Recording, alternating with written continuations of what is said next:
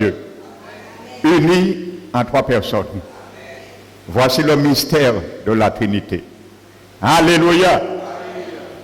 Père éternel, merci mon Dieu. Nous t'élevons, nous te glorifions. C'est en toi, Seigneur, nous avons assurance certaine et véritable. Pas pour ce siècle présent seulement, mais pour l'éternité. C'est pour cela, Seigneur, nous nous sommes laissés bercer dans les flots des vagues de ton amour, Seigneur, à travers la louange ce matin. Et nous voulons encore, Seigneur, nous laisser bercer aussi par les vagues, Seigneur, des flots de ton amour à travers aussi ta parole, qui sera délivrée ce matin, Seigneur, par ton Esprit Saint. Que ma bouche ce matin soit ta bouche, Seigneur, l'instrument que tu mettras ta parole, afin que tu envoies ta parole et que tu guérisses, Seigneur, ce matin. Afin que tu envoies ta parole et tu délivres encore ce matin. Merci, Seigneur, d'être vraiment ton instrument, que je m'abandonne sous ta main toute puissante. Je m'humilie, Seigneur, afin que l'onction de ton esprit repose encore sur moi, Seigneur. Et que j'ai le contrôle qu'il veut que j'ai, Seigneur. Merci pour ton conseil, tu as choisi ce matin pour ton peuple, des derniers temps, car tu connais toutes choses, Seigneur. Nous te remercions, nous remettons, Seigneur, solennellement ce moment entre tes mains. Et c'est pour cela que ton sang soit aspergé dans chaque paroi dans ce lieu, que ton sang soit aspergé sur chaque chaise dans ce lieu, afin de détruire toute œuvre des ténèbres et tout, Seigneur, ce dans l'invisible qui pourrait venir, Seigneur, nous troubler ou nous distraire, Seigneur, dans ta présence. Je prends autorité en ton nom, le nom de Jésus, de chasser dans ce lieu tout esprit de sommeil et de distraction, loin de ce lieu, au nom de Jésus-Christ. Sois élevé, Père, magnifié, glorifié, dans le précieux nom de notre Rédempteur Jésus-Christ. Amen. Alléluia. Asseyez-vous, frères et sœurs.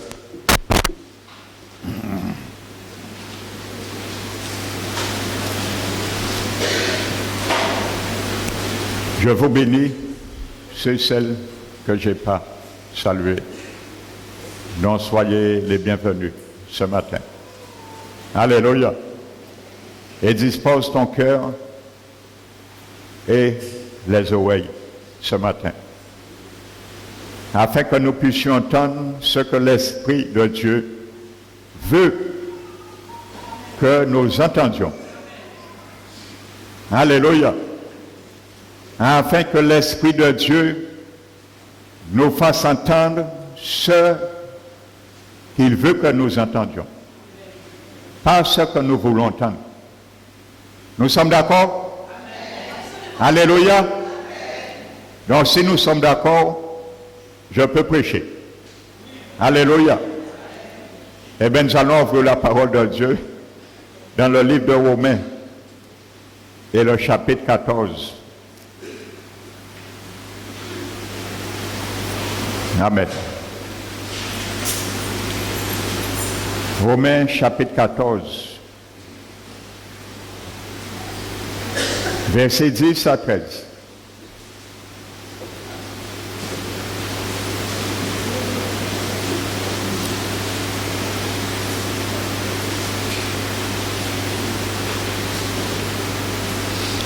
Mais toi,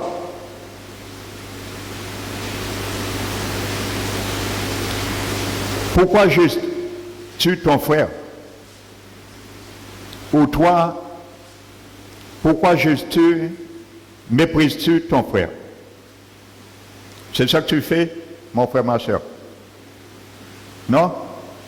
Qui ne fait pas ça? Levez la main.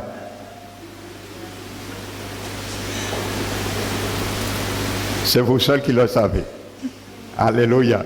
Ça, c'est votre secret avec le Seigneur.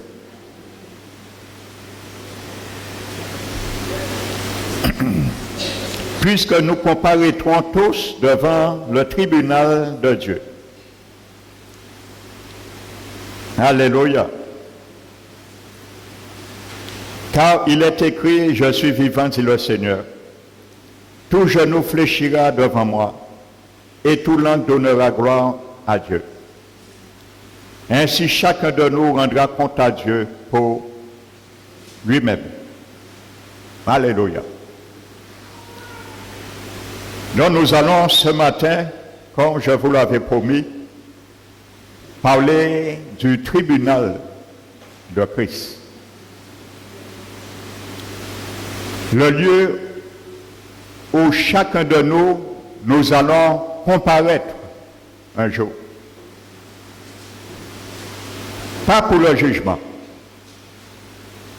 Alléluia. Et sois très attentif à ce message. Parce que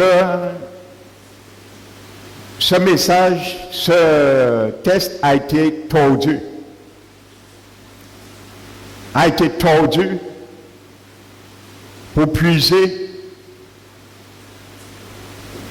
à travers ce chiffon tordu une eau qui donne la mort. Alléluia. Aux enfants du Seigneur. Donc il faut que ce matin tu saches qu'est-ce que ça veut dire comparaître devant le tribunal de Christ ou de Dieu. Amen. Parce que le tribunal de Jésus, je le précise, que tous les chrétiens qui vont comparaître devant le tribunal du Christ, ils comparaîtront, c'est parce qu'ils ont été sauvés. Mais s'ils n'ont pas été sauvés, ils ne comparaîtront pas devant le tribunal du Christ. Est-ce que tu as compris ça? Pour comparaître devant le tribunal du Christ, je parle aux chrétiens, le tribunal de Christ ne concerne pas le monde. Alléluia. Il y a 3 tribunaux dont parle la Bible.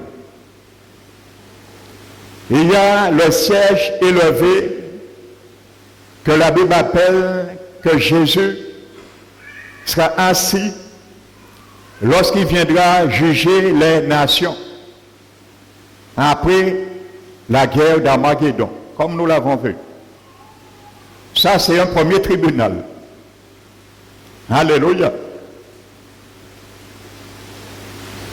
La Bible parle d'un deuxième tribunal qui est celui-là, dont Romains 14 parle, le tribunal du Christ. Donc ce n'est pas le tribunal des nations, pour les nations plutôt. Donc ce tribunal n'est pas un tribunal pour le jugement, sinon de nos œuvres. Oui, le jugement de nos œuvres, nous allons le voir, mais pas le jugement pour notre salut. Parce que comparé devant le tribunal de Christ, c'est parce que nous avons été sauvés déjà. Alléluia. Et la Bible parle d'un troisième tribunal dans Apocalypse chapitre 20, qui est le grand trône blanc de Jésus. Et qui s'assiera pour juger les damnés, les morts et les vivants. Ça, c'est un tribunal, un trône des derniers temps pour le jugement dernier. Ça, c'est le jugement des nations. Alléluia. Donc, tous ceux et celles qui comparaîtront ce jour-là, c'est parce qu'ils sont condamnés. Ils comparaîtront devant le grand trône blanc. Mais soit, toi, si tu comparais devant le tribunal de Christ, c'est parce que tu as déjà été sauvé. Mais si, mes pasteurs, nous sommes tous sauvés en Christ, lorsque nous l'acceptons, oui. Mais nous avons vu dimanche dernier, la vie éternelle est dans le futur, pas dans le présent. Alléluia. Donc tu es sauvé, je suis sauvé. Nous sommes en train d'être sauvés. Pour être sauvés. Alléluia. Donc comprenons bien ceci, premièrement. Et nous allons l'éplucher ce matin. Amen. Parce qu'il y a tellement d'encre qui a coulé inutilement à travers ce texte. Et ça a donné allégance à beaucoup de chrétiens, je parle bien chrétiens nés de nouveau, parce que les chrétiens nés de nouveau, pour Dieu, Dieu les considère comme encore sous le jugement. Ils ne sont pas encore sauvés. Les chrétiens de nom ne sont pas encore sauvés. Ils peuvent l'être, s'ils le désirent. Alléluia. Donc je parle bien aux chrétiens, parce que Paul, lui, il s'adressait aux chrétiens nés de nouveau de l'Église de Rome. Amen. Première chose, dans ce test, le mot tribunal dans Romains 14, je le précise, dans le grec, tribunal de Dieu ou de tribunal de Christ n'est qu'un seul mot dans le grec. Et ce mot en grec, c'est le mot béma. Amen. Et ce mot pourrait être mieux traduit en français par le tribunal ou le trône de récompense de Christ. Voici son sens. Alléluia. Car le jugement de l'Église maintenant ne se fera pas en vue de leur salut, je le précise. Le jugement de ma vie pour mon salut, le jugement de ta vie pour ton salut éternel ne se fera pas devant le tribunal de Christ. Il se fait maintenant. Comprends bien ça aujourd'hui.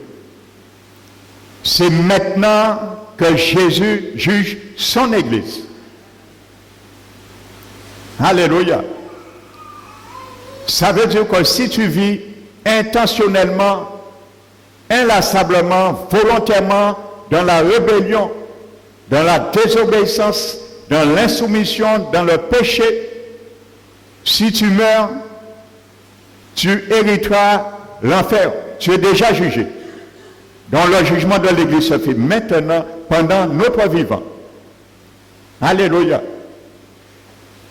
Donc tu ne pourras pas comparaître devant le béma, le tribunal de Christ, parce que si tu es jugé, pour ton salut jugé, tu l'as perdu, tu n'as rien à faire pour la récompense. Alléluia. Et tu connais la récompense, le salaire. C'est la GN un jour. Alléluia. Donc, ce mot béma n'est pas un trône de jugement dans le grec.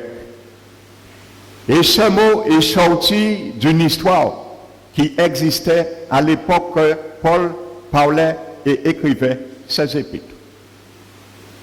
Ce mot est sorti comment? Dans l'Antiquité, les meilleurs jeux se trouvaient à Corinthe. Amen. Et c'était l'équivalent des jeux que nous connaissons maintenant olympiques. Tandis que les jeunes gens franchissaient la ligne d'arrivée. Alléluia. Ils étaient classés suivant leur position. Premier, second et troisième. Tout comme les médailles d'or, d'argent et de bronze décernées à nos jours aux vainqueurs. Alléluia. Après avoir franchi la ligne d'arrivée, alléluia. Mon frère Fabrice, excuse-moi, tu peux me prendre le tableau s'il te plaît. Alléluia.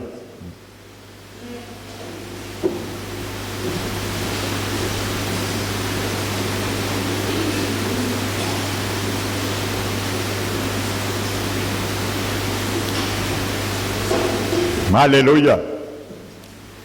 Après avoir franchi la ligne d'arrivée, alléluia. Donc pour parvenir au béma,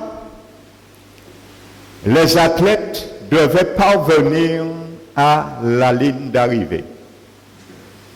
Si tu ne parvenais pas à la ligne d'arrivée, tu ne pouvais pas arriver devant le bema, le tribunal pour la récompense. Alléluia. Donc c'est la même réalité. Vous savez, nous venons tout à l'heure sur ce texte de 1 Corinthiens 5, quand Paul parle de la course, celui qui court et celui qui combat. Il parle à l'époque, c'était une piste qui était décernée pour l'exercice des compétitions. Et cette piste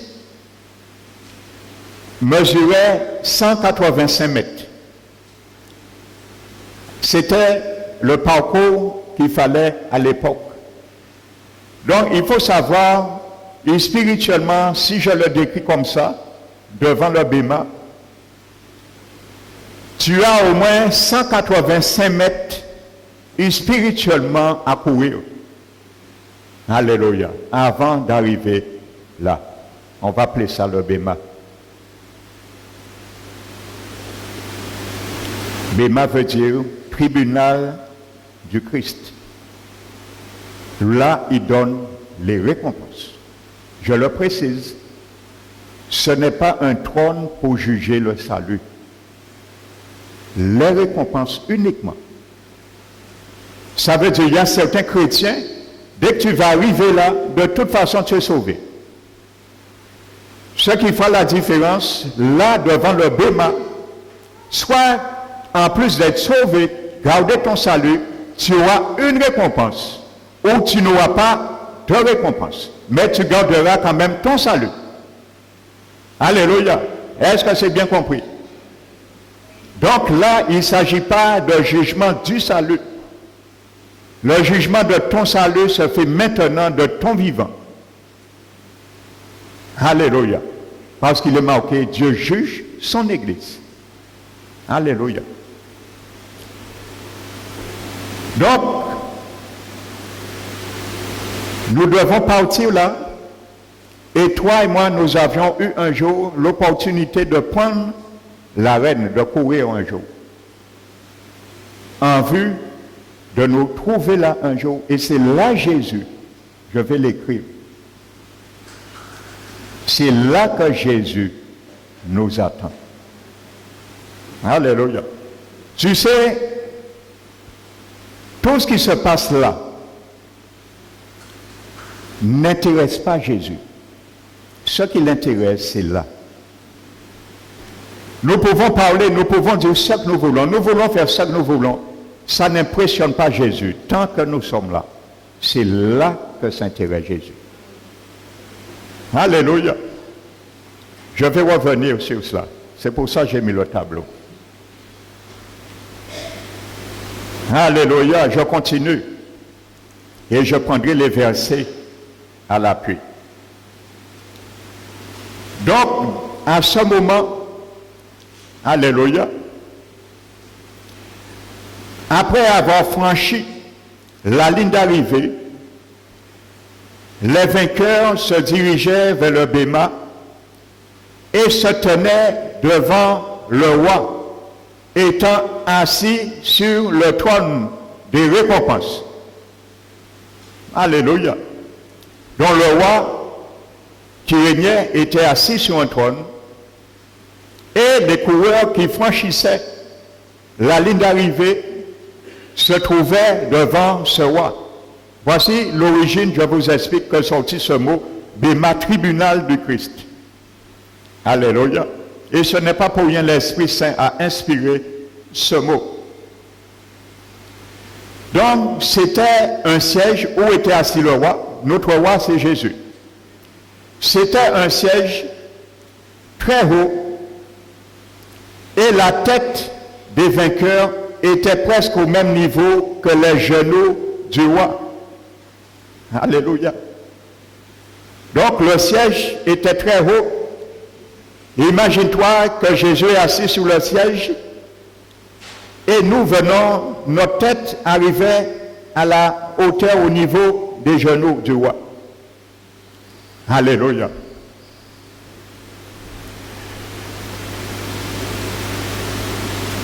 Donc celui-ci, le roi, étendait le bras et plaçait une couronne sur la tête du vainqueur. C'est pas ce que Jésus nous a promis. Alléluia. Donc pour recevoir la couronne, Jésus ne te le donne pas là. Il faut venir là. Ce n'est pas là son trône. Le trône de Béma ne se trouve pas là. Ça, c'est le test d'évaluation pour que tu reçoives, je reçoive la couronne. Donc ce n'est que le test,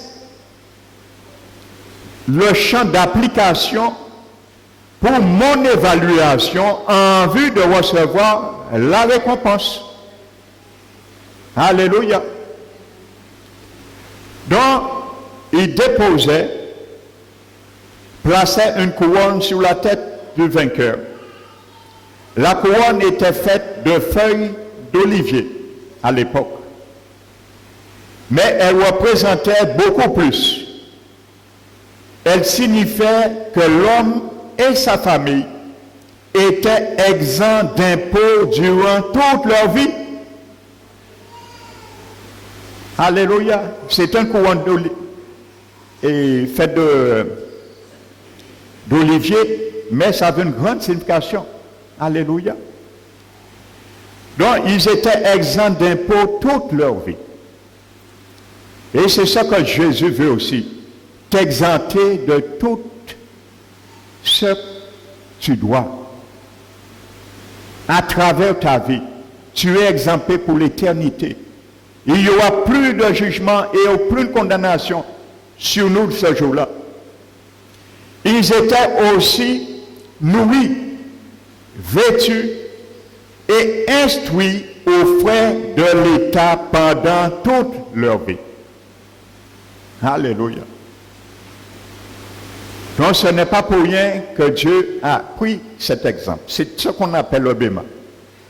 Le trône, le siège où était assis un roi en vue de récompenser par des couronnes tous les vainqueurs. Donc c'est ça qui se fera un jour. Alléluia. Donc nous avons vu que les vainqueurs, afin que leur couronne était décernée, ils devaient franchir la ligne d'arrivée. Nous allons voir maintenant. Paul savait ce qu'il disait. Paul existait autant ça existait. Et regardez ce qu'il dit. Il va nous bien décrire ça. Prenons 1 Corinthiens chapitre 9.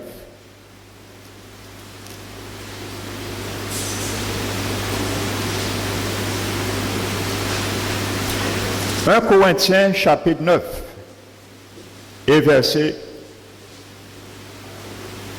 24.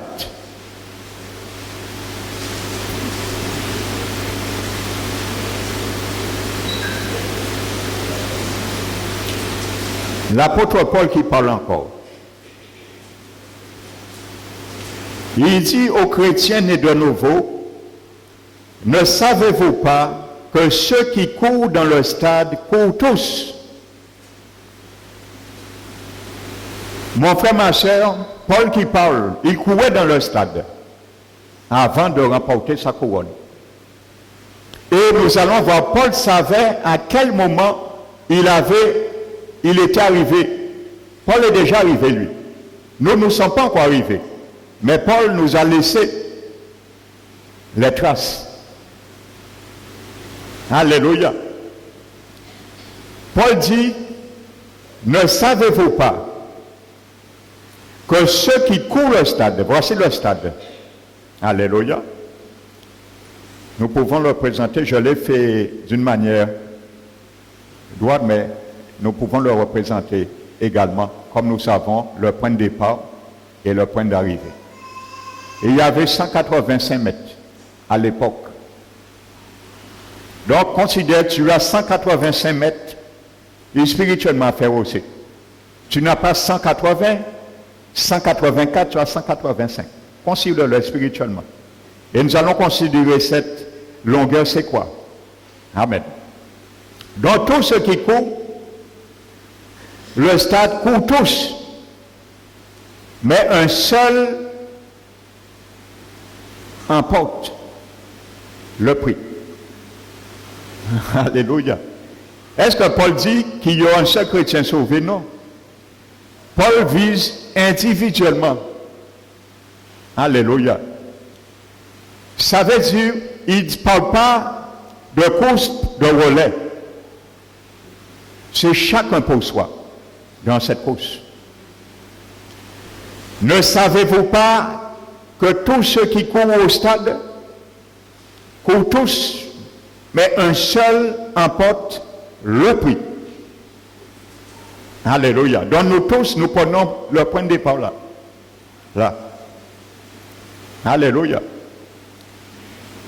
Et tu sais, tous ceux qui vont prendre le point de départ là,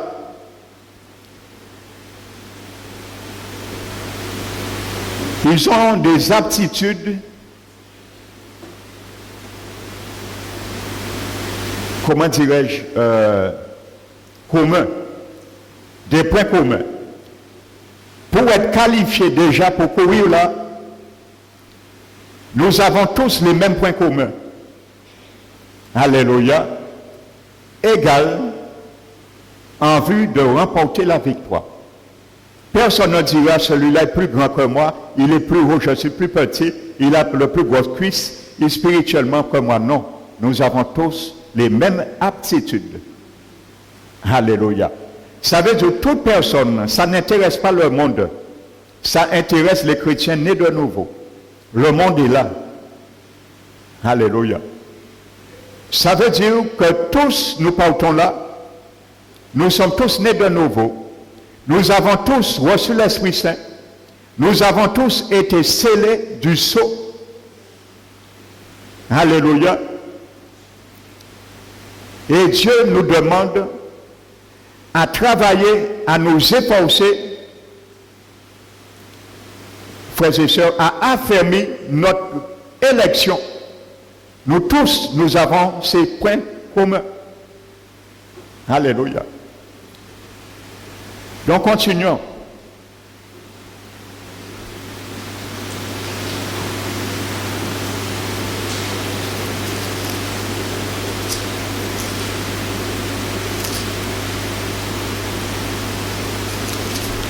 J'étais dans 1 Corinthiens 9. Verset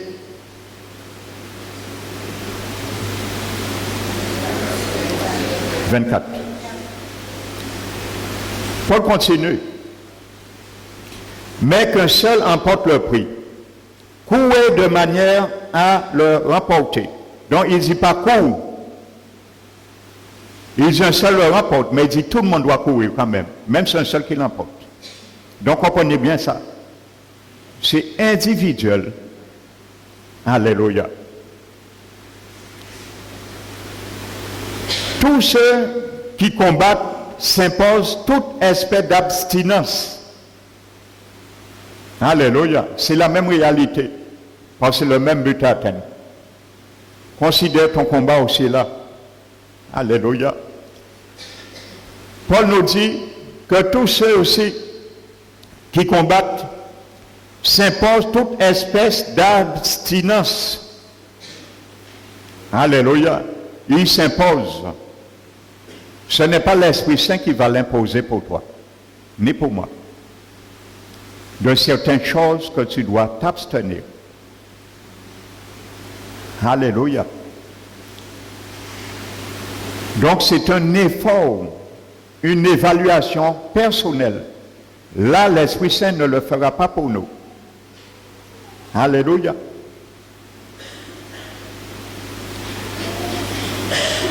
Et ils le font pourquoi? Pour obtenir une couronne corruptible. Mais nous, faisons-le pour une couronne incorruptible. Alléluia. Paul dit que ne savez-vous pas que ceux qui combattent s'imposent toute espèce d'abstinence. Ils le font pour obtenir une couronne corruptible, mais nous faisons-le pour obtenir une couronne incorruptible. Alléluia. Parce que beaucoup de chrétiens ont pris la course, se engagés dans le combat, c'est la même chose. Et ils sont restés nonchalants. Ils marchent, ils rêvent dans l'arène, dans le stade. Et ils ont déjà oublié l'objectif. Paul dit pourquoi ils le font, pourquoi ils s'imposent tout aspect d'abstinence, parce qu'ils ont un but atteint. Beaucoup de chrétiens ont perdu le but atteint, la couronne incorruptible. Et malheureusement, qu'est-ce qui a empêché, et il y a fait beaucoup de chrétiens nés de nouveau oublier cet objectif, parce qu'ils sont restés presque au point de départ. Alléluia. Le point de départ. Ils avaient les aptitudes, mais ils n'ont pas mis en œuvre les attitudes que Dieu demandait. Ils sont restés sur eux, ils ont été nés de nouveau, remplis du Saint-Esprit, ils ont connu le baptême d'eau, ils ont été scellés, ils ont été sanctifiés, lavés, justifiés, et ils sont restés comme beaucoup. Il n'y a aucune condamnation sur nous maintenant qui sont en Jésus-Christ. Voici sur ce mot, beaucoup de chrétiens sont restés dans la passivité et ils sont restés au point de départ. Ils n'ont jamais encore décollé. Parce qu'ils ont pris le test qui effectivement la Bible dit, c'est l'aptitude que chacun a aussi. Il n'y a aucune condamnation pour ceux qui sont en Jésus-Christ. Et eux, ils sont restés que sur ça. Et ils n'ont pas qu'à avancer le marche seconde là. Ils n'ont pas été en première, ils n'ont pas passé seconde là pour continuer. Ils sont restés, il n'y a aucune condamnation pour ceux qui sont en Jésus-Christ. Amen. Et là. Mais nous allons voir ultérieurement ce test. Je viendrai sur ce test aussi. Vous savez, dans Romains 8, c'est où ce test est écrit. La Bible dit, il n'y a aucune condamnation pour ceux qui sont en Jésus-Christ. Mais vous savez, la version second et Darby s'arrête là. Mais les versions les plus anciennes donnent le reste du verset original. La version les plus anciennes, il y a David Martin, la version David Martin, il y a la version King James, et il y a la version aussi allemande qui est la Luther. Eux, ils donnent le reste du verset original. Darby, second, si vous avez second Darby, vous allez voir, il s'arrête. Il n'y a aucune condamnation pour ceux qui sont en Jésus-Christ. Mais les trois traductions, je vous ai dit, continuent le reste du verset original. Non ceux qui vivent, non pour ceux qui vivent selon la chair, mais selon l'esprit. Alléluia. Voici, ajoute le reste de ce verset dans ta Bible. Alléluia. Non ceux, dans le grec, qui vivent, qui continuent à vivre, dans le grec. C'est un présent continu. Alors, littéralement, la Bible nous dit, toi, chrétien né de nouveau, quand tu es en Jésus-Christ, il n'y a aucune condamnation sur toi, certes. Alléluia. Amen. Parce que ton passé a été effacé, oui. Tu étais dans l'autre foi, mais tu n'es plus dans l'autre foi. Jésus t'a arraché là, dans la carrière de l'autre foi, et t'a mis dans la carrière du maintenant. Donc, il n'y a plus de condamnation sur toi. Mais non ceux qui ont été pris dans cette carrière d'autrefois, qui continuent à vivre selon la chair. Continuer à vivre. Ça veut dire que quand tu vivais selon la chair, tu ne dois plus continuer à vivre selon la chair quand Dieu te met là, au point de départ. Mais selon l'esprit. Parce que dans le autrefois, c'était une vie selon la chair. Tu ne connaissais pas Dieu, tu n'avais pas l'Esprit de Dieu. Mais dans le maintenant, tu es né de nouveau, ton esprit est régénéré, habité par l'Esprit de Dieu. Tu es là maintenant et tu dois vivre à partir du point de départ jusqu'au bêma selon l'Esprit. Paul a dit, si nous vivons selon l'Esprit, marchons aussi par l'Esprit. Il n'a pas dit, si nous vivons encore selon la chair, marchons aussi par la chair. Non, il a dit, si nous marchons selon la chair, vous mourrez. Alléluia. Qu'est-ce que ça veut dire? Dieu va te reprendre, il va te remettre dans le autrefois où tu étais mort spirituellement. C'est clair et net. Aux chrétiens et de nouveau. Si vous vivez selon la chair, vous mourrez une deuxième fois, spirituellement. Alléluia. Amen. La vie de la chair amène la mort. C'est là nous t'ayons. Jésus part chez nous maintenant, là, pour nous être dans la mort. Ou nous être dans la vie de la chair. Non. La vie de l'esprit. La vie éternelle se fait et s'acquiert par une vie par l'esprit. Alléluia. Donc comprenons bien ça. Continuons. Paul maintenant, moi donc, je cours. Maintenant Paul, dans son expérience, Paul nous montre, nous décrit la marche à suivre. Mais Paul est comme un professeur ou un technicien. Il explique quelque chose et il donne une explication sur une image, un emblème d'une image concrète. Alléluia. Et lis la vie de Paul. Tu verras qu'est-ce qu'il entend. J'ai couru, j'ai combattu. Parce qu'il dit moi donc. Alléluia. Donc il parle de lui maintenant. Son expérience. Parce que lui, il a bien compris ça. Il ne parle pas de l'expérience de moi, de toi. Toi, tu peux dire aussi, moi donc, je cours comme ça, je combats comme ça. Paul a décrit lui. Alléluia. Et si la Bible nous a écrit, laissez son témoignage, c'est qu'elle est bien couru et bien combattre, selon les règles. L'art du combat, l'art du royaume de Jésus. Paul dit, moi donc,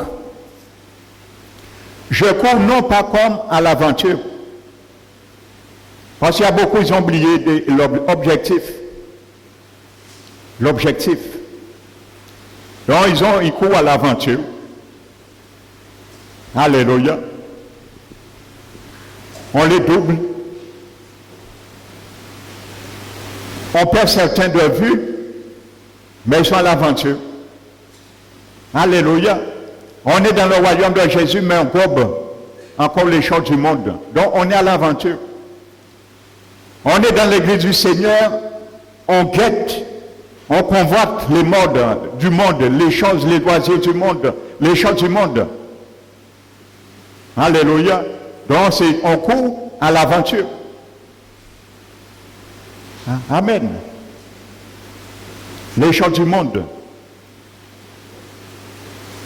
On comprend qu'on n'est pas, on est du monde, on vient à l'église. Il y a des choses qu'on faisait dans le monde. On va désapprendre au fur et à mesure. Parce qu'en ignorant, Jésus nous acceptait que nous venons. Mais ce qui est inadmissible, quand on est déjà à l'église, on connaît, on a déjà entendu la parole, on a déjà entendu des exhortations, des avertissements, comme je vous ai dit, Pierre a dit dans son 2e épître, chapitre 1. Je me fais un devoir, aussi longtemps que je serai dans cette tente, dans son corps physique, avant sa mort, de vous tenir en réveil par des avertissements. Qu'est-ce que les avertissements nous font? Il y a des jeunes, on les avertit. Cependant, ils sont dans l'église, ils veulent amener le monde, les modes du monde, dans leur vie dans l'église. Quand tu es dans le monde, oui, tu viens, tu vas apprendre. Il y a des jeunes dans l'église, c'est quand ils sont à l'église, ils prennent la mort du monde, ils peuvent mettre personne. Ils ne peuvent pas faire ça dans le monde. Là, l'église, ils peuvent mettre personne dans les yeux. Oh, tu as déjà compris ces choses. Ils étaient dans le monde, ils n'avaient pas de tatouage. Quelqu'un qui est tatoué dans le monde, il vient. Il est venu comme ça. Le Seigneur va faire grâce. Il a des personnes, il vient au monde, il va apprendre lui-même un jour, il va le retirer. Il a des locks, ainsi de suite. Il va le retirer petit à petit. Mais quand tu es déjà dans l'église, tu mets des locks, tu mets des tatouages au culte. Non, c'est inadmissible. Là, tu amènes vraiment le péché dans l'église. Tu amènes vraiment des démons avec toi dans l'église. Il faut comprendre ça. Donc ça, c'est on court dans l'air à l'aventure. On court à l'aventure. On vient à l'église, on entend la parole, ça fait ni chaud ni froid. Parce qu'on est en train de courir à l'aventure. On a oublié l'objectif. Mon frère, ma soeur, jeune, l'objectif atteint quand tu viens à l'église. C'est là le béma. Ce n'est pas tes parents qui ont cet objectif seulement, je le répète. Tu as cet objectif à atteindre aussi. Alléluia. Tu as cet objectif à atteindre aussi. Ne venons pas à l'église avec les mots du monde. Si nous étions du monde, nous venons avec ça, Dieu fera miséricorde. Il va patienter. En attendant que nous comprenions. Pas venir avec chiffon, rayon du monde, vêtements déchirés qui oublié coude. On voit des jeunes chrétiens venir, ils sont chrétiens des années, ils ont venir en l'église là, ils avaient vêtements qui déchiraient, ils ont oublié coude. Coude avant, là, je parle de la mode. Les jeunes, ils portent linge qui déchirait. C'est les choses du monde. Ne venez pas à l'église avec ça. C'est courir à l'aventure. Si tu meurs, entre-temps là, si ta course s'arrête là, parce que là, ça veut dire que c'est la mort. Nous pouvons mourir à n'importe quel moment là. C'est ça qu'il faut comprendre. Si tu meurs là, tu es dans la bonne position, course. Tu es vainqueur. Tu passeras à la résurrection devant le béma. Si tu ne meurs pas, Jésus arrive, l'enlèvement se fait, tu seras aussi devant le béma. Mais ta course, c'est chaque jour, chaque seconde. Il faut courir avec les règles, selon les règles. Est-ce que nous comprenons ça un jour, frères et sœurs?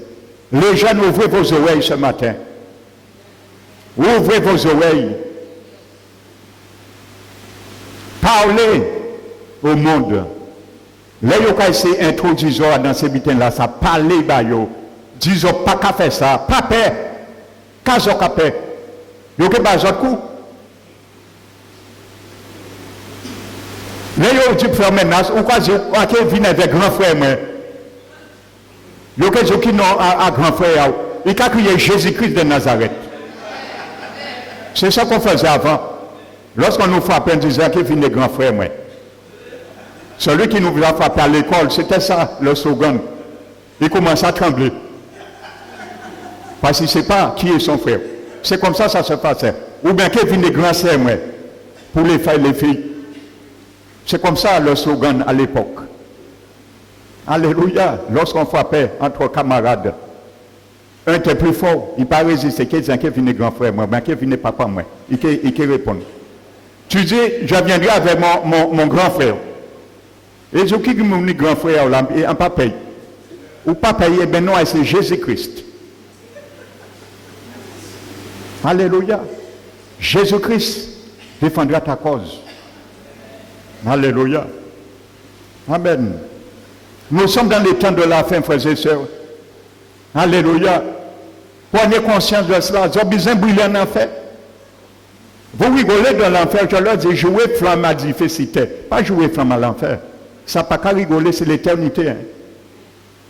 C'est l'éternité, l'enfer n'a pas de marche arrière. Vous ne pouvez pas revenir en arrière, là. Alléluia.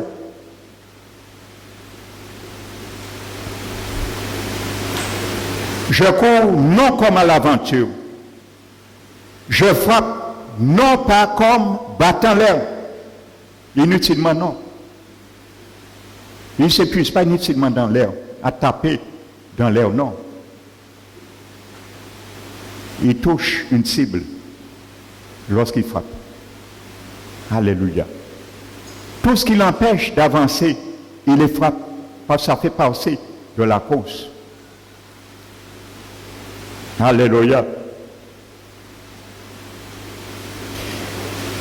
Mais je traite durement mon corps et je le tiens assujetti.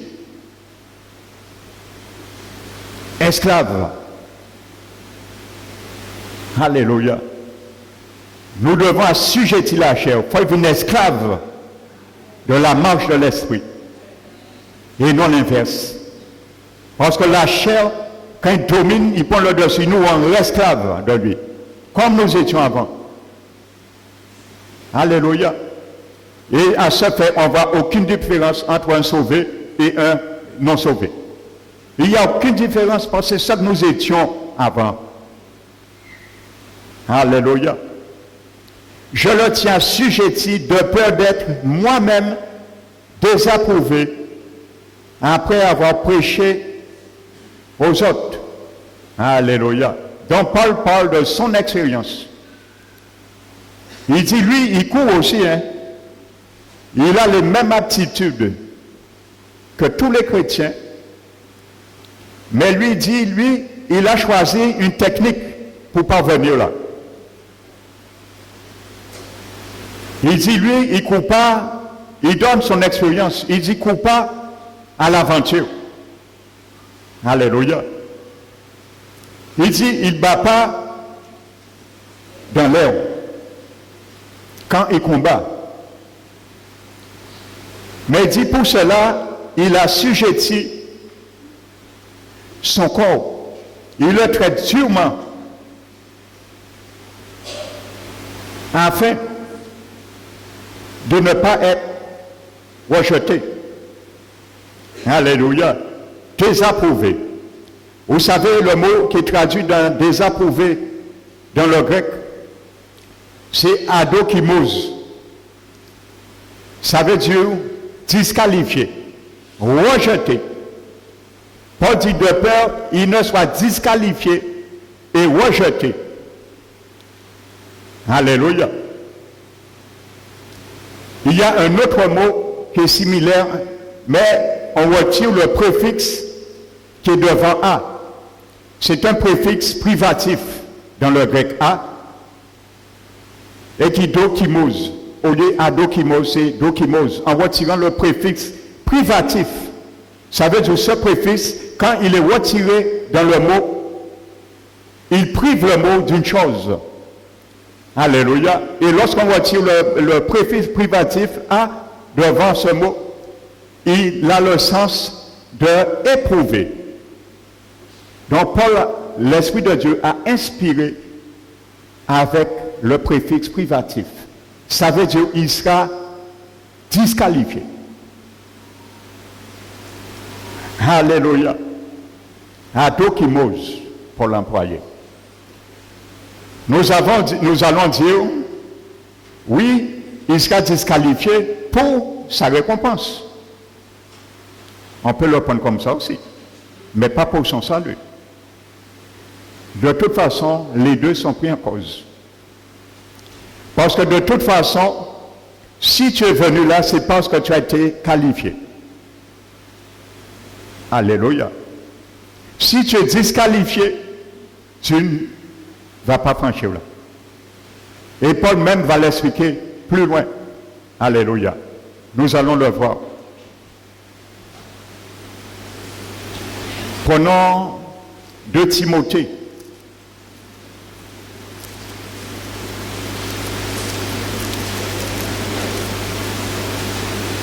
Chapitre 4.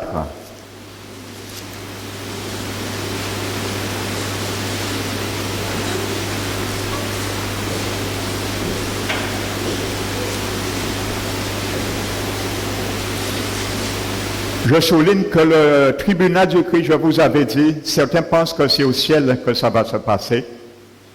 À mon avis, non, c'est sur la terre, comme nous l'avions vu. avant le règne des 1000 ans et à la deuxième avènement. Paul le confirme là. 2 Timothée 4. Alléluia. Parce que dans le livre de Daniel, le chapitre 12, le dernier verset, je crois, Dieu même dit à Daniel, toi avance vers tes jours. Ça veut dire que avance vers, tu vas vers la mort. Avance vers tes jours et tu te reposeras. Ça veut dire qu'il parlait de la mort un jour.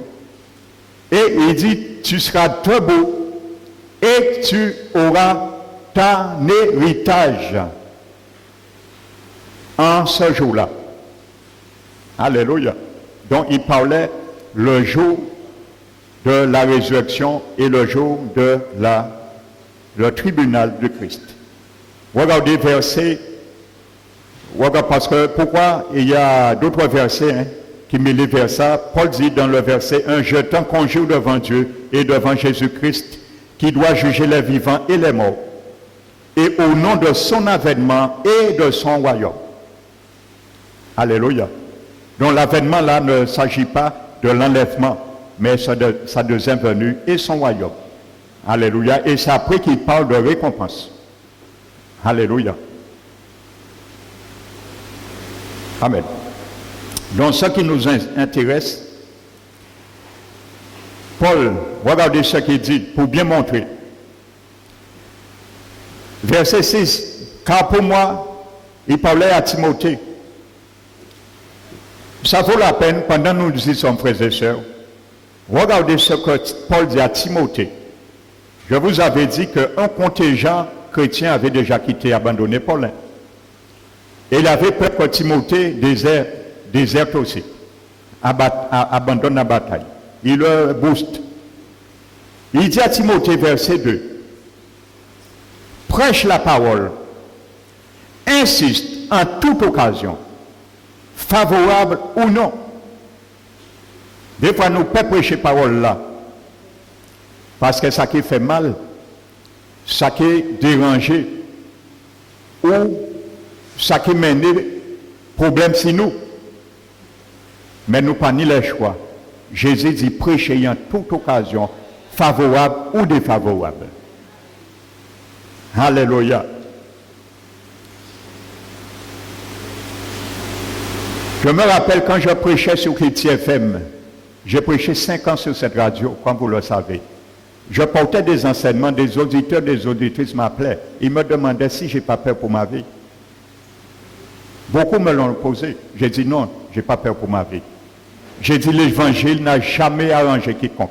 Depuis au temps de Jésus. Ce n'est pas aujourd'hui ça va arranger quiconque. Pourquoi j'ai peur?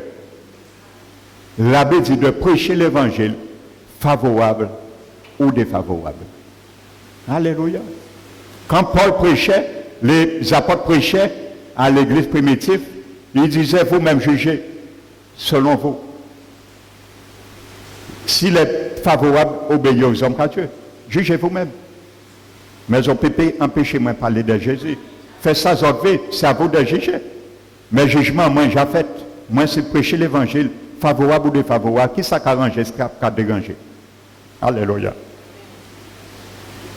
Reprends, censure, exhorte avec toute douceur et en instruisant, car il viendra, aux chrétiens parlent, un temps, et nous sommes dans ce temps. Pas mon pays dit le contraire. Nous sommes dans ce temps-là. Où les hommes, tu peux mettre entre parenthèses, les hommes là, c'est les chrétiens nés de nouveau. Parce qu'ils parlent aux chrétiens. Les hommes, les chrétiens, ils parlent là. Frères et sœurs. Où les hommes ne supporteront pas la sainte doctrine. Ce n'est pas le monde qui supporte la sainte doctrine. La sainte doctrine est faite pour les chrétiens nés de nouveau. C'est l'évangile qui est fait pour le monde. Donc il s'agit des chrétiens là, pas le monde. L'évangile, la prédication est faite pour le monde, pour ramener à l'église. Et l'enseignement est fait pour les asseoir dans la sainte doctrine. Quand ils sont déjà péchés à travers le filet de la parole de Jésus dans le monde, les poissons maintenant les mettent dans la bergerie et ils sont assis par la sainte doctrine. Alléluia. Voici la différence entre la prédication et l'enseignement. Alléluia. ne supporteront pas la sainte doctrine. Alléluia. J'ai rencontré une sœur l'autre jour, j'étais son pasteur dans une église avant celle-là, Parole qui restaure. Quand j'ai démissionné, elle m'a ironisé. Il était qu'à ironiser, moi. Je n'ai rien dit. Pourtant, je l'avais à maintes reprises fait la délivrance sur elle et sa famille. Il a oublié les bienfaits de Dieu. Je n'ai rien dit, elle m'ironisait. Eh bien, après 2 années, je l'ai rencontrée à Pointe-à-Pitre. Je l'ai saluée. En vrai, Figui a été une persine. En vrai, elle avait une carrure, un charisme du monde quand je l'ai revue après des années. Je lui ai dit, ma soeur, tu sais, continue à te fortifier dans le Seigneur. Eh bien, c'est ça, la démangeaison. Et il y en a si regriffaille. Et il dit, mais de toute façon, la Bible dit qu'elle nous peut jamais être salut en nous. Alors là, dis-moi ça. On dit, relis la Bible, ma soeur. Et je te souhaite bonne chance. Alors arrêtez puis. Alléluia. Parce qu'elle est restée là. Et retournée là. Il a déjà commencé, pour ça, elle est retournée là. Et restée là, il n'y a aucune condamnation pour ceux qui sont Jésus-Christ. Alléluia. Et retourner là au point de départ. Il n'y a aucune condamnation pour ceux qui sont Jésus-Christ.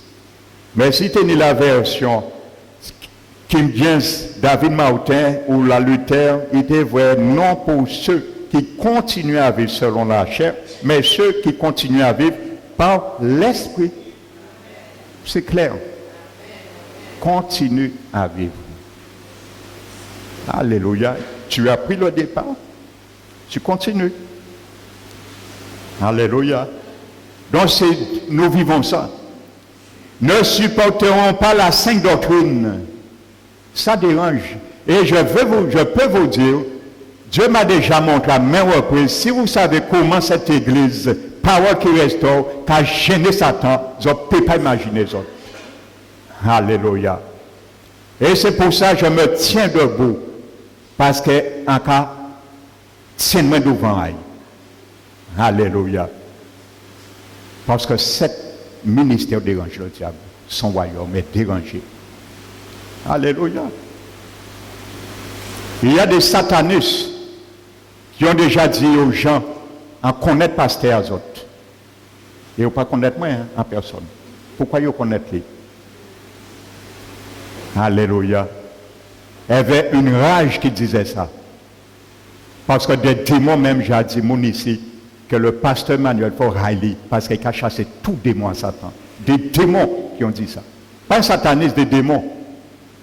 Alléluia. Mais des satanistes, ils ont déjà dit certains monde, ils connaissent pasteur là, à l'église à ça. Alléluia. Parce qu'il a dérangé yo. Amen. La parole dérange. Et je le dis, c'est celles qui viendront pour courir à l'aventure ou combattre en l'air. Ce n'est pas moi, mais je ne pense pas que vous allez rester longtemps dans cette église. Alléluia. Parce que le fondement, la devise de cette église, c'est l'amour et la sainteté. C'est sur ça que moi je prône. L'amour et la sanctification. Alléluia. Ce n'est pas moi qui va vous mettre dehors. Je le dis bien. Beaucoup sont déjà partis. C'est Dieu qui les arrache lui-même. Il est le chef suprême de son église. Je suis qu'un instrument. Il m'a établi évêque sur cette bergerie. Jésus est le chef suprême. Alléluia. Et il voit tout. Ne vous en faites pas. Continuons. Mais ayant la démangeaison d'entendre les choses agréables, ils se donneront une foule de docteurs selon leur propre désir, détourneront l'oreille de la vérité. Qui a entendu la vérité? Les païens, non, les chrétiens. Il s'agit des chrétiens là. Alors ce matin, que chacun de nous puissions nous regarder, si nous ne sommes pas déjà dans ce rang, pour sortir avant trop tard. aux chrétiens qui s'adressent là. Je le précise, les évangiles, il y a 4 évangiles. Les évangiles racontent la vie, le ministère de Jésus. Le livre des Actes des Apôtres raconte le ministère du Saint-Esprit, si on peut dire, à travers les actes des apôtres. Mais c'est le ministère du Saint-Esprit. Alléluia. Qui a fait des actes à travers les apôtres, qui ont été les porteurs et les mandataires.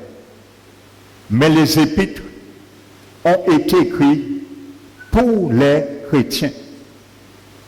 Pour les chrétiens, nés de nouveau, les épîtres. Alléluia. Les évangiles sont faits pour les païens, pour tout le monde. Mais les épîtres, c'est pour les églises chrétiennes de tous les âges. Et ce sont les épîtres qui font foi à la sainte doctrine. Si tu veux savoir une doctrine, ne va pas chercher la doctrine, ni dans les évangiles, ni dans le livre des Actes des Apôtres. Le livre des Actes des Apôtres, ce sont des livres historiques. Et on ne doit pas échafauder une doctrine sur les livres des Actes des Apôtres. Ce sont des livres historiques. Alléluia. Les livres didactiques, ce sont les épîtres qui font foi à la sainte doctrine. Si tu veux chercher une doctrine, va chercher dans les épîtres. Alléluia. C'est là que Jésus a déposé la sainte doctrine pour tous les chrétiens. Pour savoir comment garder notre salut ou comment la perdre si nous voulons la perdre. Dieu ne nous a rien caché. Tout est révélé. Tu as le contenu, mon frère, ma soeur. J'ai le contenu pour sauvegarder la vie éternelle que Dieu m'a donnée. Tu as le contenu aussi pour la perdre si tu le veux. Mais moi, qu'à faire, moi, pas perdre. Alléluia. En plus, si mes pères fait comme Paul dit, moi je cours pour remporter la vocation, le prix de la vocation céleste, avec la grâce de Dieu. Ils se donneront une foule de docteurs selon leur propre désir, détourneront l'oreille de la vérité et se tourneront vers des fables, des contes. Titine bois sec. Il y a beaucoup de chrétiens, il faut le dire, il y a beaucoup de chrétiens aujourd'hui, il y a vrai, il y a tant on m'a une pape, et quand il va déserter l'église là, il y a tant titine bois sec. Raconte-moi une histoire. Comme ça, il y a raconté l'histoire avant. Titine bois sec. Des fables. Ça, il y a vrai. Le message pour lequel ils vont voir telle personne venant de l'extérieur, de l'étranger, ils le savent déjà. Mais ils aiment tant de fables. Parce que peut-être en fable là, ça qui correspond aux désirs à eux, selon leur propre désir, pas les désirs du Seigneur. Selon leur propre désir, ils vont entendre. Peut-être en qu'ils trouver une petite parole, même son petite parole, même s'il n'est pas dans la Bible, il n'est pas vérité, mais qui correspond à ça, en qu'à penser, en qu'à accepter. Il y avait parole là, sans qu'il montait les frères et sœurs contre pasteur là. Alléluia. J'ai déjà averti, il y a un serviteur, cet homme-là détruit, qui détruise les églises. Il est passé en Guadeloupe 3 jours encore, il revient ici même enseignement là. Le premier jour que cet homme, la première année, cet homme est venu en Guadeloupe, il a démantelé une église, il tue une église à Saint-Félix. Les chrétiens sont retournés, ils ont manqué frapper pasteur. Tellement ils ont été révoltés. Il y avait mensonge et poison, ils ont incurgité. Ça tenait piment, ça révolté, piment là qui a brûlé, ils ont manqué frapper pasteur. Le pasteur a été tellement choqué que lorsque le contrat du bailleur est terminé, le bailleur vendait le local, il n'a pas pu acheter financièrement, je comprends. Mais il a dit carrément à ces chrétiens de faire des cellules prières. Il a abandonné l'œuvre, carrément, frères et sœurs. J'ai voulu même lui donner le local, on était à Monalo avant. Le local coûtait 3 500 €. J'ai vu le propriétaire, il m'a dit, si c'est un pasteur me connaissant, il peut lui donner le local à 1 500 €. Il a refusé de le prendre. Un local qui prenait 300 personnes. Il a refusé. Ça a traumatisé. Chrétien qui parlé à Bible, qui parlé à pasteur Yoko. Mais qu'est-ce que c'est ça? Des détracteurs de la vérité. Quand ils mangent plat, il y a la mort dans un plat, et après, nous quand manger bitin pimenté à diable, nous quand révolter nous, qu'est-ce que c'est ça? On les avertit, il y a quand même passer l'état, le désir de leur propre cœur. Alléluia. Je suis obligé de prêcher comme ça maintenant. J'ai pris trop de patience maintenant. Alléluia. Alors je dis maintenant avec sévérité ce qu'il faut dire quand il le faut. Et quand il faut le dire avec sévérité, il faut agir comme ça. Parfois, frères et sœurs, je n'ai pas le choix. Amen. Maintenant, venons à ce qui nous concerne, la course. La course. Paul dit qu'à moi, je sers déjà de libation. Alléluia.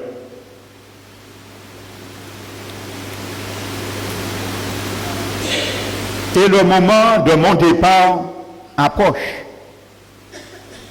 Paul, il va rejoindre le Béma là. Alléluia. Il était sûr là, il est arrivé. Il parle de son départ, savait d'où sa mort. Paul savait qu'il allait mourir. Dans ce troisième, il allait être décapité. Donc, il parle de mon départ. Alléluia. Mais Paul savait qu'il avait déjà fini avec la course. Il avait déjà combattu selon les règles et il avait couru aussi selon les règles. Parce qu'il avait dit, il a sujeté, il avait déjà donné la technique. Alléluia. Maintenant, il dit, j'ai combattu le bon combat. Qu'est-ce que nous avions vu tout à l'heure dans Corinthiens 5? Paul a dit, je ne combats pas en frappant en l'air. Là, il dit, j'ai combattu le bon combat. Alléluia. J'ai achevé la course. Qu'est-ce qu'il avait dit? Il avait dit que ne savez-vous pas que tous ceux qui courent dans le stade courent tous, mais un seul remporte le prix. Alléluia. Mais il dit, nous courons pour le remporter. Eh bien, Paul dit aussi, non seulement il a combattu le bon combat, il a achevé la course. Vous voyez, Paul n'a pas dit, il n'a pas fini. Il est parti, mais il n'a pas fini, achevé. Paul n'a pas dit, moi, je sais déjà de libation et je sais que mon heure approche. Mon départ approche. Alléluia. Il n'a pas dit, malheureusement, je n'ai pas eu le temps d'achever la course. Il a dit, j'ai achevé la course. J'ai achevé la course. J'ai combattu le bon combat. Et pour ce faire, pour garder, achever la course, combattre le bon combat, qu'est-ce qu'il faut? L'instrument que Dieu t'a donné, m'a donné. Qu'est-ce qu'il faut? Qui peut me dire? La foi. J'ai gardé la foi. La foi qui sauve, tu l'as au départ. Si tu perds la foi, tu perds ton salut. Parce que tu es sauvé par la foi. Alléluia. La foi me permet d'être sauvé en espérance.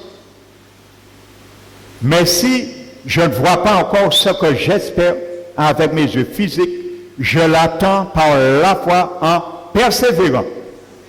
Si tu arrêtes de persévérer, tu as perdu la foi, tu n'auras pas l'espérance, elle fera défection et tu ne vas pas arriver. J'ai gardé la foi. Désormais, la couronne de justice me sera remise. C'est Paul qui a parlé de Béma. Donc il sait ce qu'il dit. Sa couronne lui sera remise là. Parce que Paul est tombé à plusieurs reprises. Pas dans le péché. Dans toutes les persécutions, les calomnies, les trahisons, frères et sœurs.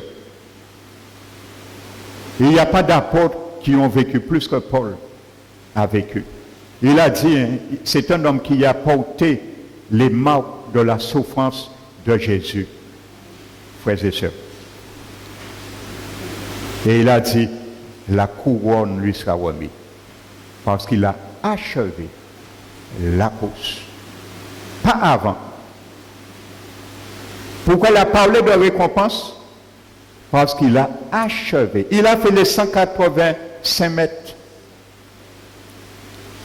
S'il était resté là, il n'aurait pas parlé de couronne qui lui sera remis. La couronne me sera remise non seulement par le Seigneur Jésus lui-même en ce jour. Alléluia.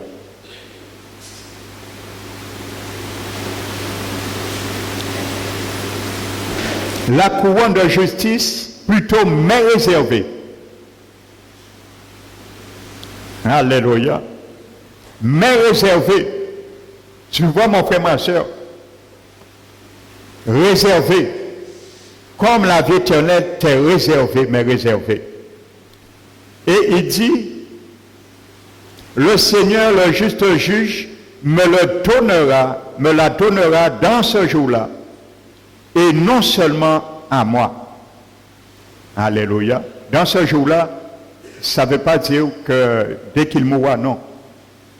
Parce que nous allons voir dimanche prochain la suite. Paul lui-même dit que nous comparaîtrons devant le tribunal du Christ pour recevoir notre récompense selon ce que nous aurions fait en bien ou en mal, étant dans notre corps. Amen. Donc pour recevoir ta récompense, il faut que tu reviennes à la vie. Mais encore à tous ceux qui auront aimé son avènement. Tous ceux qui auront aimé son avènement. Alléluia.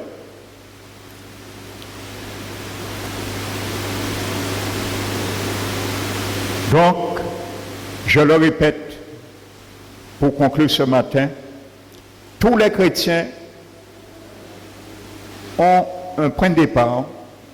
Le jour où nous avons été sauvés, Dieu nous met sur le chemin de la course et nous devons faire de sorte à courir et à combattre selon les règles, l'art du royaume de Jésus, pour y arriver au trône du tribunal de Jésus pour recevoir notre récompense.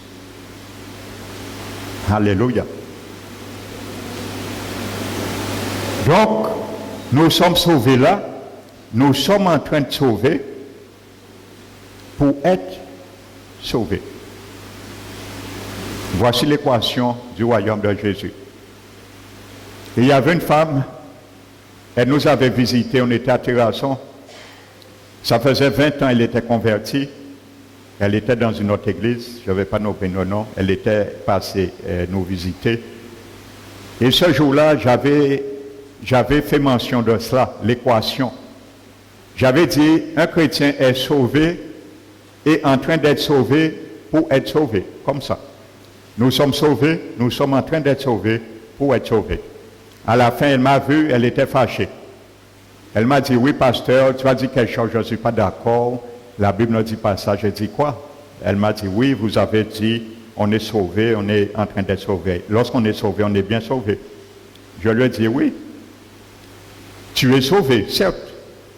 Tu es sauvé. Je lui ai dit, elle m'a dit, depuis 20 ans. Vous savez, elle s'est basée sur 20 ans qu'elle est dans le Seigneur. Tu peux être 40, 50 ans dans le Seigneur, perdre ton salut, et quelqu'un qui a 2 mois dans le Seigneur gagne son salut. Quelqu'un peut accepter le Seigneur, mourir en 2 mois, et gagner son salut. Toi, tu peux rester 50 ans dans le Seigneur, perdre ton salut. La fréquence, le temps que tu es au Seigneur, n'importe pas. Si tu as 50 ans dans le Seigneur et tu cours la course comme il faut, oui, gloire au Seigneur. Mais si tu cours à l'aventure et tu combats dans l'air, les 50 ans ne servent à rien.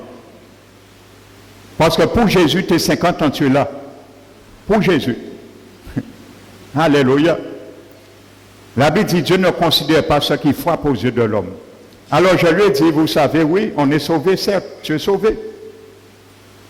Mais je lui ai dit que si tu attrapes une crampe spirituelle dans ton trajet, tu ne te relèves jamais. Est-ce que tu seras sauvé en définitive? Elle n'a pas pu me répondre, il trouvait fâché. On a besoin, on a la démangeaison d'entendre ce qu'on veut, selon nos propres désirs. Et la sainte doctrine qu'a démangé, on l'eau chrétien, les qui attendent la sainte doctrine. Parce qu'ils ont besoin de vivre dans les péchés. Ils ont aimé ça, ils ont chauffé en laisse ça. Et là, la parole qui a dérangé, ils ont voir ni trop bitin pour assujettir, imposer des exercices à la chair, des abstinences. C'est pas facile. Alors, il n'y a pas dit, ah ouais, on est habitué à faire ça. Alléluia. J'ai entendu des chrétiens vivre en contribunal ménage des années. Ils sont venus au Seigneur, ils ont dit, moi, il n'y a pas besoin de mailler. Dieu qu'à comprendre. Dieu comprend, il s'aime. Donc, on fait toutes sortes de butins selon nos désirs. Et nous croyons que nous sommes là? Non. Le jour où nos 2 yeux vont se fermer, nous allons nous réveiller un jour, à part la cueillir devant le grand trône blanc. Et blanc, c'est la pureté, pas ni pot de vin. La sainteté parfaite, le grand trône blanc, c'est l'âme qui comparaît. Et Jésus qui dit nous, est-ce qu'on peut voir en les trônes en moins, c'est une concubinage, et on peut comprendre. Mais ça qui dit, est-ce qu'on peut voir ça écrit en les moins? Ainsi de suite. Amen. Que le nom du Seigneur soit glorifié. Nous allons nous mettre debout, frères et sœurs. Parce que ça vaut la peine de venir sur ce thème, le tribunal de Christ. Parce que ça fait couler beaucoup d'encre inutilement. Et ça a tenu beaucoup de chrétiens dans la passivité, dans la nonchalance et de ne rien faire. Ils font qu'on reste chez eux. Ils ont été 3 mois pas venir à l'église. Vous savez, quand on voit un chrétien né de nouveau rester 3-4 mois sans venir à l'église, je considère que tu n'es pas converti. Personnellement, moi, tu n'es pas converti. C'est inadmissible. Je comprends quelqu'un qui travaille, oui. Là, oui, parce qu'il y a certains qui travaillent. Le vendredi, le dimanche, ils travaillent. Ils ne peuvent pas. C'est leur profession, Dieu comprend. Mais si tu ne travailles pas, 3 mois, 4 mois, 5 mois, tu n'es pas converti. Moi, je le considère comme ça. Tu ne viens pas à l'église. Le pasteur même ne sait même pas où c'est que tu es. Ils appellent même pas pasteur. Oui, je suis faible dans ma foi, j'arrive pas à prier. Là, d'accord, ça peut arriver. On n'appelle même pas le serviteur. On ne sait même pas même ça pasteur là, on pas même ça s'il y a en l'église toujours. Et il y a certains qui ont quitté 3 mois, 4 mois, ils n'entendent plus l'air, je les appelle. Ah, mais non, je suis ailleurs. Oh. Ça, il vient toujours. Quand il vient dire, pasteur, j'ai besoin de te voir. Oui, Dieu m'a mis dans cette église, j'ai besoin de m'engager, oui. Mais là, il n'y a pas parti, il n'y a pas gens qui pasteur là. Tu sais, bon Dieu, dis-moi, qu'il est parti, aller en parti. Il n'y a pas parti en sourdine, il n'y a pas ça va rien. Il faut être franc. Et quand tu viens, tu es franc. Quand tu parles, tu es français. Alléluia. Moi, je ne vais pas te retenir. Moi, je leur dis, toute personne qui veut partir sont libres. Après, je retiens. Parce que demain, en quelle force été, les choses payées, que dit pasteur là, forcément vite. Toute personne qui me demande un entretien ici, ils me disent, je leur dis, mettez vos genoux à terre, demandez Dieu une direction. Si l'Esprit vous conduit là, obéissez. Si vous conduit ailleurs, obéissez. Je n'ai jamais dit à quiconque ici de venir ici. C'est là que Dieu vous a amené. Jamais. Devant vous, je le dis. Personne ne peut me défier. Parce que je ne cherche pas à remplir les églises comme beaucoup le font. Alléluia. Je laisse le Saint-Esprit conduire les gens. Je préfère les gens même me dire l'Esprit de Dieu les a conduits, les a révélés. C'est là qu'il doit venir. Alléluia. Amen. Parce que trop de temps j'ai tombé si demain, un Jacques apprend trop. Alléluia. Alors maintenant, autant peut décharger moi sur le Seigneur qu'a déchargé moi. Alléluia. Amen. Nous allons nous incliner, frères et sœurs. Amen. Père très saint, nous te remercions. Tu nous as bien montré, Seigneur, à tes enfants nés de nouveau pour arriver parvenir un jour devant le trône du Béma où sera assis notre Seigneur Jésus avec nos couronnes, Seigneur. Nous devons courir, Seigneur, pour chacun de nous puisse remporter la cause. Nous devons combattre, Seigneur, afin, Père éternel, que nous puissions, Seigneur, également arriver, comme Paul l'a dit, sur la ligne d'arrivée, en gardant la foi, en achevant notre cause. C'est l'objectif que tu nous as appelé chacun de nous. Et nous voulons les atteindre, Seigneur. Alors, Seigneur, pour celles, Seigneur, qui se sont refroidis, que tu puisses ranimer la flamme, le feu de ton esprit dans leur vie. Afin qu'ils ne se complaisent pas de rester, de retourner sur la ligne d'arrivée avec, Seigneur, le slogan qu'il n'y a aucune condamnation pour ceux qui sont Jésus-Christ.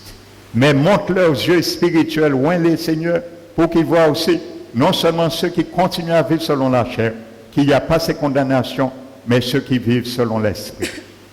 Père éternel, ma prière, Seigneur, que chacun de nous puissions nous armer, Seigneur, avec les armes puissantes par la vertu de Dieu que tu nous as données, afin de conquérir, Seigneur, et ne pas, Seigneur, combattre et battre en l'air, et ni, Seigneur, courir oisivement, Père éternel, comme à l'aventure. Nous te remercions, Seigneur, nous te bénissons, Seigneur, et que ces paroles, Seigneur, qui viennent de ta pensée, de conseil du ciel, puissent vraiment continuer à faire écho dans notre esprit. Merci, mon Dieu. Nous te remercions, Père, et nous te glorifions au nom de Jésus-Christ. Amen. Nous allons bénir notre Seigneur avec